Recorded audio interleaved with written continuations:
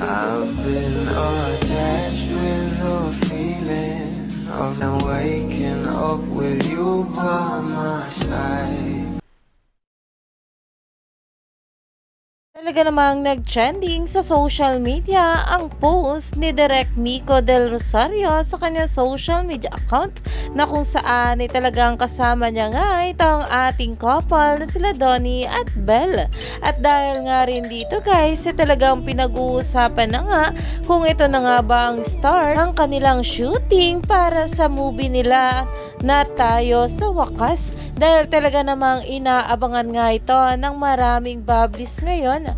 At dahil nga rin sa post ni Direk Nico Del Rosario ay talagang pinusuan nga ito ng ating couple na sila Donnie at Belle. At talaga namang napaiyak pa nga rito ang maraming bablis dahil talagang magkasama nga itong ating couple kahapon.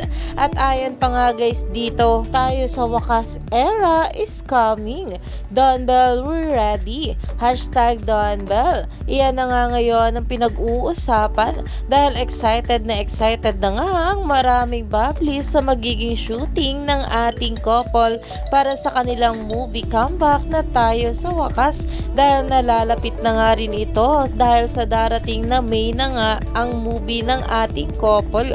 Kaya naman marami pa nga talaga tayong dapat abangan sa ating couple ngayong araw.